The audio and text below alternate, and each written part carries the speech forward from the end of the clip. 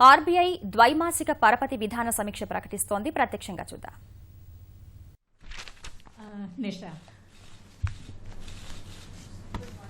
Nisha Podar from ET Now. Governor, you've paid a lot of emphasis on vigilance on CPI inflation. And you have, if I'm not reading it incorrectly, you've been tentative about accommodation in future because you have specially mentioned accommodation when available. I just wanted to understand your future stance because it has been this time around on whether it will depend a lot more on transmission, CPI, which you have said will plateau out, and also are we already prepared to deal with an imminent Fed lift-off which is going to happen? So are we going to wait till February for any more measures to be taken, or after a lift-off really happens, there could be something anticipated earlier because our economy needs it? Okay. First, we are still accommodative. I think that is very clear. We're always vigilant, so this is not anything new. We are vigilant.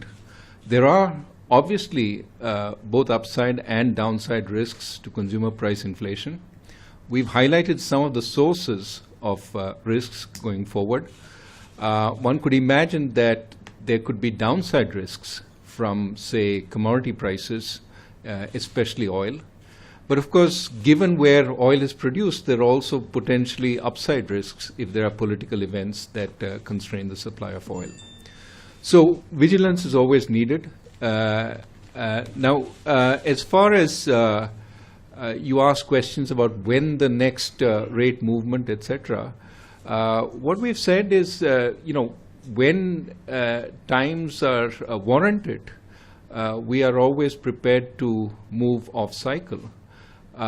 But when times normalize, we prefer staying with the policy cycle rather than move off cycle.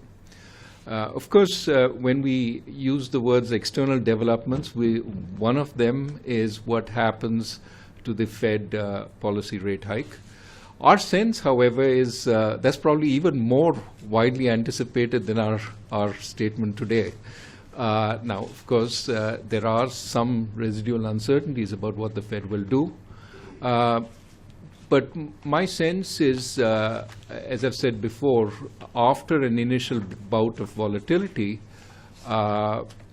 we probably should see Indian markets stabilize and come through. So it's not, as I've said before again, the central factor in our deliberations going forward. Would you like to add anything?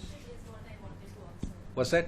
Tentative on accommodation going forward, because you I think I've said it clearly. I'll say it once again. We are in an accommodative stance. I think the way to put this is that because we don't reduce interest rates, it doesn't mean we are not accommodative. And I think the language in the draft in the policy statement suggests that if and when space opens up, we will do what is required to ensure that both the inflation objectives as well as promoting growth on a durable basis will be facilitated by the RBI. That was